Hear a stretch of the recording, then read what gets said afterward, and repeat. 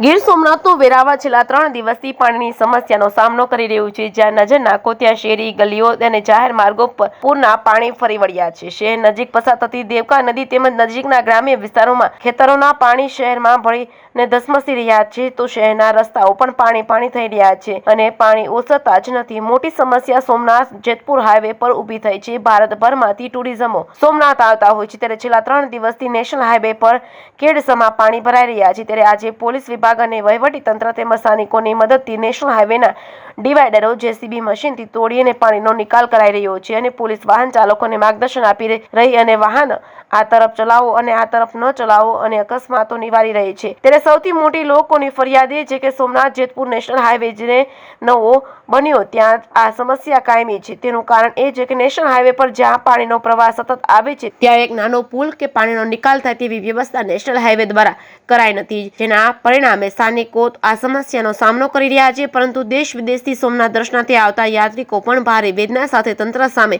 પોતાનો રોષ ઠાલવી રહ્યા છે, જ્યારે નેશનલ હાઈવે દ્વારા આ સમયે ચોમાસામાં તેનો અભ્યાસ કરી જ્યાં પાણીનો ભારે પ્રવાહ અટકી રહ્યો છે ત્યાં પાઇપો કે નાલા મૂકી કાયમી ધોરણે આ પાણીની સમસ્યાનો ઉકેલ નેશનલ હાઈવે દ્વારા કરાય તેવું લોકો ઈચ્છી રહ્યા છે। જે કેસની ગુજરાતી સાથે મહેશ વાજા, સોમનાથ। ગોપાલભાઈ ઝાલા। ગોપાલભાઈ, શું કહેશો? આ કઈ જગ્યાએ ઊભા છે? આ કયો રોડ છે અને સરકારને શું કહેવા માંગો? આ રોડ છે નેશનલ હાઈવે સોમનાથ જેતપુર વાળો। આ દર વર્ષે પાણી ભરાય।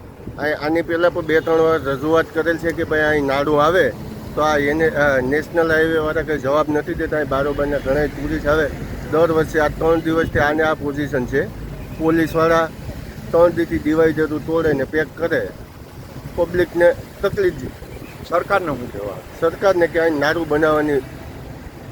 સોમનાથમાં ક્યાંથી લોકો આવતા? સોમનાથમાં બારોબારથી ભાઈ ટુરિસ્ટ આવતા હોય એના પ્રોબ્લેમ થાય વારંવાર। 3-4 દીથી આને આ પ્રોબ્લેમ દર વર્ષે આવું થાય છે? દર વર્ષે થાય। જસુભાઈ, આ કઈ જગ્યા છે અને કેટલા દીથી આ છે? આખી વાત કહું જોઈએ। આ સોમનાથ હાઈવે છે, સોમનાથ અમદાવાદ હાઈવે છે ને આ 3 દિવસથી 2-3 દિવસથી કન્ટિન્યુ આવો વરસાદ છે। અહીંયા પાણીનો નિકાલ નથી થતો। હોઈ જાય વરસાદ એટલે પાછો રિટર્ન વરસાદ આવે એટલે પાણી આવી જાય છે। 3 દિવસનું આવું સતત કાયમી માટે ચાલુ છે। પાણીનો નિકાલ માટે શું થાય છે? આજુબાજુના લોકો મદદગાર કરે છે ને નીકળે છે। ડિવાઈડરો તોડ્યા છે અત્યારે, તો આવી રીતના ચાલે છે બધું। અહીંયા પોલીસ કે કોઈ તંત્ર? હા, એ બધું આવી ગયા છે। વરસાદને કારણે પાણી નહોતો નિકાલ થતો તો આવી ગયા છે 2-3 દિવસથી। ખેડૂતનો પાક હવે આમાં જોઈએ તો ખેડૂતનો પાકને બધું નિષ્ફળ જાય છે, એવું છે બધું।